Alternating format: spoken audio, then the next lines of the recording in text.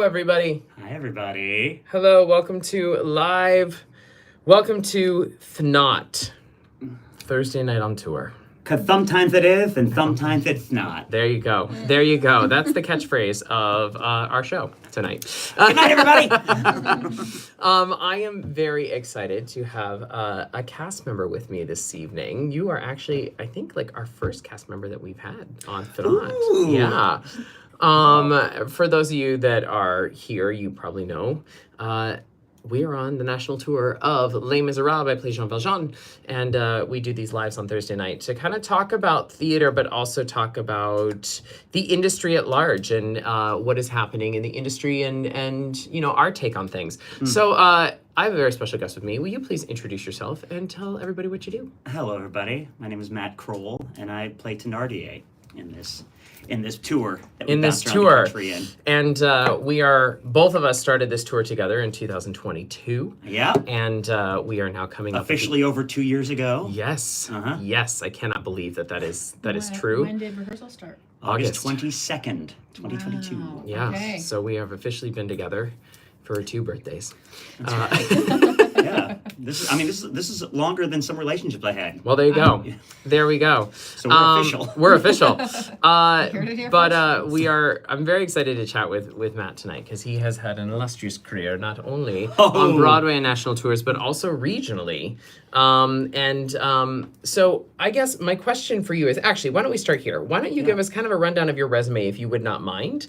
Okay. So that way then we can, we also have a chat up so that people can ask questions and we'll kind of go back and forth. And but go ahead and tell everybody how you got started. I started as a dancer. I mean, from a very young age, I was fascinated by movement and then layering music into that. So I think I thought I was going to be like Baryshnikov. I was like, I wanted to be a ballet dancer. Oh, okay. I really wanted to be a ballet dancer, and I don't really know why I thought that. Because I hadn't really seen a lot of major ballet when I was 5 years old, I was watching my sister in dance class and was like, I want to do that. I want to leap around to this classical music. Yeah. And that was kind of what first attracted me to performing. And then shortly after that, I was introduced to like musical theater, and you know, my parents. I grew up in Southwest Michigan, so my parents, you know, we would go to the Miller Auditorium in Kalamazoo. Oh yeah. And we would go see the Nutcracker every year at the Fox. Yes. You know, Fantastic. in Detroit. Yeah. But you know, I think ultimately I really gravitated towards musical theater, sort of musical comedy, and then you know everything kind of came into clear view when I started watching Astaire and Gene Kelly and you know Ray Bolger and Gene Nelson and that was like oh wow, that's what I want to do. That's what you forever. want. Yeah. So it's that's funny when you really, get that like bug hits you and you're like, oh, there it is. It just it's because it was crystal all clear about at that ballet point. for me until I was about 14 or 15, and then I wanted to be a tap dancer, and so I threw myself into tap dancing and he's and incredible. Theater. He's And incredible. that's really kind of what started my career. I danced in a lot of ensembles because I think you know, I always wanted to be a character guy, but there's just not those roles when you're younger. You know, Thanks, Amanda. They're not written for young people. So, Right. So I was lucky enough to have a skill set that could pay the bills because I really did believe, I was like, if I put in this time, I will get to an age where I can be a character man. But it was. But you got to put in your dues. You got to put in your time. And you do a lot of understudying. I did a lot of understudying. Oh yes. Which I kind of felt was like understudying sort of felt like getting a master's degree, you know, because I got to cover some really incredible artists where I learned a lot. And that's that I think is one of the cool things about being an understudy, right? Like both of us have understudied, and you learn what works and you learn what doesn't work. Yes, yeah. You know? Well, yeah, and I think that's you know, if you approach it with like say like critical thinking as opposed to just criticizing, you know, right? And you think, you know, because I learned just as much, from people who were not very good. From people who were incredible. Two very different things. But you know, but you start to learn the math of the comedy. You start to learn the science of it, the science of timing, and that was all just from. I mean, you know, I think understudying is is such a valuable piece of building your Huge. career and building your perspective. Yes. And I think that we do give credit a lot to understudies and swings, but I also think, but the depth of that, I think sometimes you just see the tip of that iceberg, because the depth of what that requires and also what it provides is immeasurable. And there's a great deal of honor in understudying. And I did mostly understudying for the first 15 years of my career. Yeah. And I understudied like geniuses. And I'm so grateful for that time. And I'll do it again. I mean, the gig right before this job was I understudied Sean Hayes in... Sean Hayes, if we don't know Sean Hayes from Will and Grace fame, from multiple movies, Broadway shows, like and he just shows. got the Tony for Good Night Oscar. Yes. So that started in Chicago. So I covered him when it was at the Goodman before it moved to Broadway. Yeah. And like watching him mine, all through through rehearsal, but then into the previews and watching, because it was my job to know every intricate thing. So when he would change even a small thing, I was like, oh, that's right, that's a great idea. And that was just a couple of years ago. So I love what that does for you. Because there's an excitement in that, right? There's an excitement in being in the room and watching how that works, because like my brain obviously works differently than your brain. So watching you work in rehearsal, and even though we have one scene together, really, that bargain scene, but watching how you would work to manipulate the scene in your favor was very cool to see, because like Valjean, my purpose is kind of the straight man in that scene, right? Yeah. You're to watch you Bud Abbott. Exactly. But to watch you how you work to calculate and to keep it funny, but also to keep it within the character and to keep it in a way kind of menacing and to keep digging into this role as Thenardier. You know what I mean? Someone asked a question, what did you think when you first booked the role? I was thrilled because I knew that there was a great deal of history about this role and this show, but I was not terribly familiar with the show. I'd seen it, and of course, like the tunes. Yes. But I had to learn the whole song from scratch for the audition. I just like na na na na na na na, and that was the extent of the song that I knew. So it was.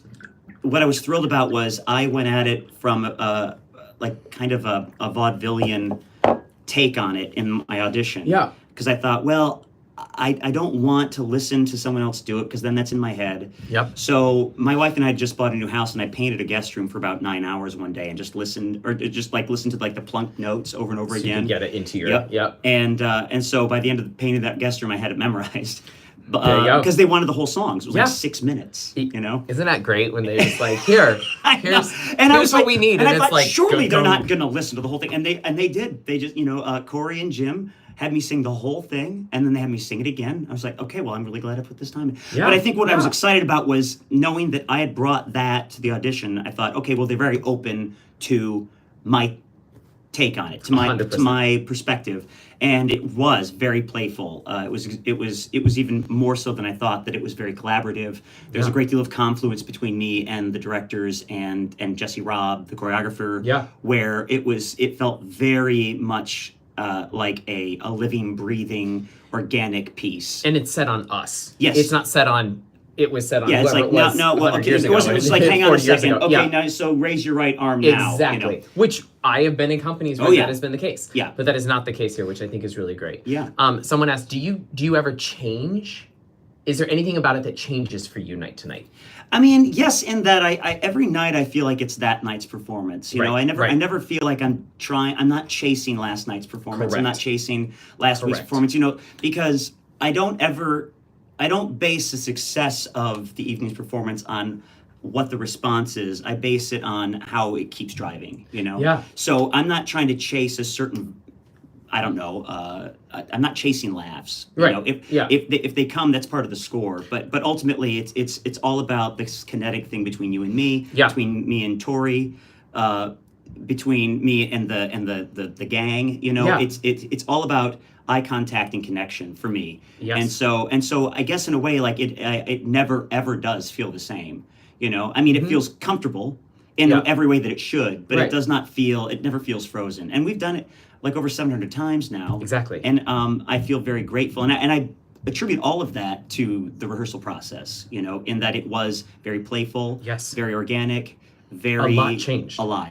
It changed day to day, you know, and it still changes night to night with the way that we react or an audience reacts, and you know the timing. And that's the glory of it, you know. I've done television, but there's that that is so technical and is so little about. There's so much about the picture in that, and this is about the relationship. It's about what's right now.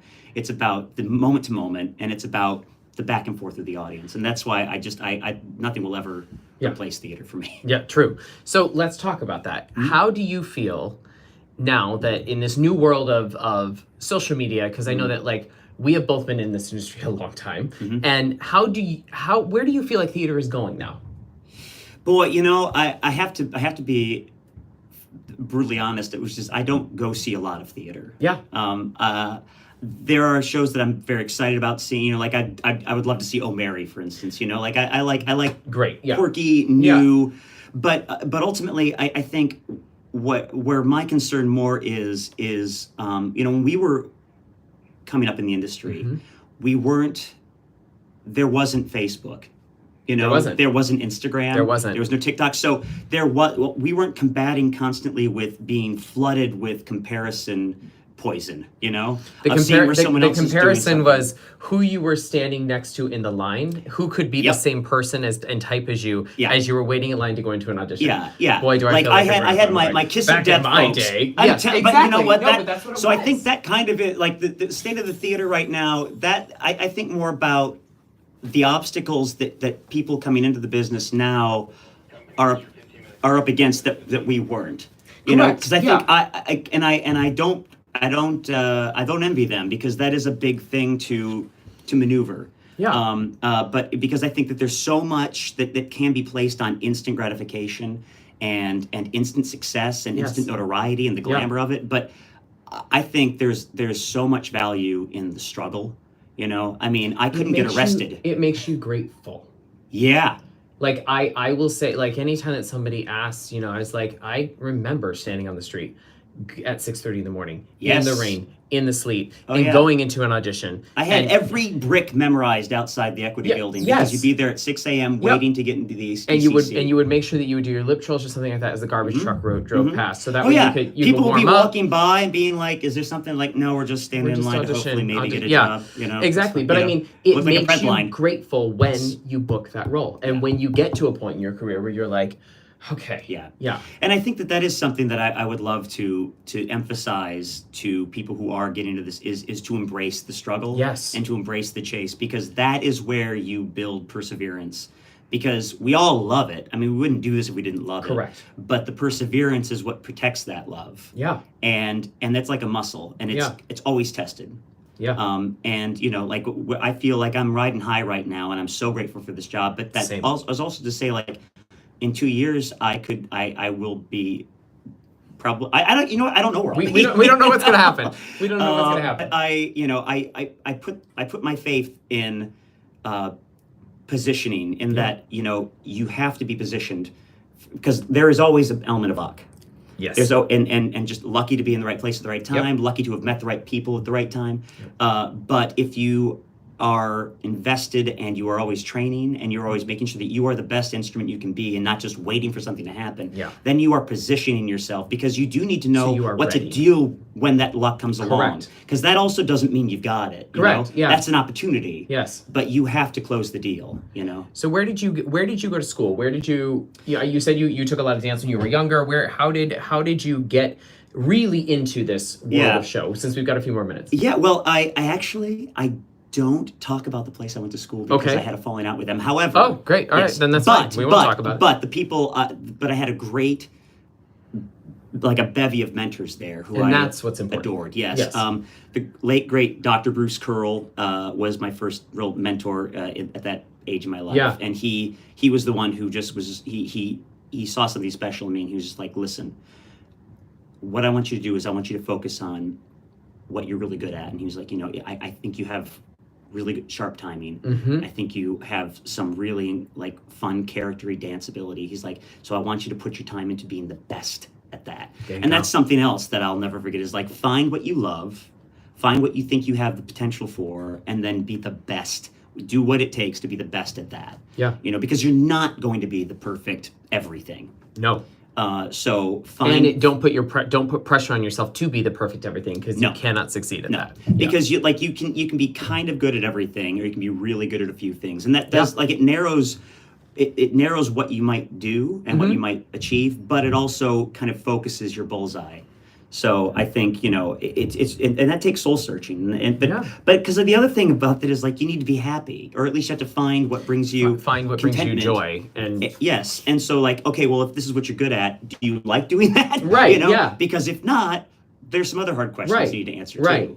Right. So you know, I'm very lucky that I'm doing exactly what I've always wanted to do. I feel very lucky. And now you're based out of Chicago now. Yes, yeah, I've been there for 15 years. So you've done a lot of theater there as well. Yep, yeah. So I moved. So I went to school in Chicago, and then I went to New York after that. Right. And I was there for about 5 years, and I got to work with Tommy Tune. I did a tour with Tommy Tune. That was, you know, there you go. And then I did Spamalot on Broadway for a couple of years. But I never had I could not get an agent to save my life. Wow. So it was like. It was at the time, it was just like, you just go to the ECCs, the Equity That's how I booked my Broadway debut, was going to an open call. Because the decision makers are there. They're there. I realized it was between the EPAs, the ECCs. The ECCs was where it was at. You have to have somebody from the production. Yep, because like you got like at least the assistant choreographer. Yes. At least the assistant director is there. Sometimes at the EPAs, it would be like an intern, where you're just like, great, thank you so no much. one's going to see my headshot. Yeah, exactly.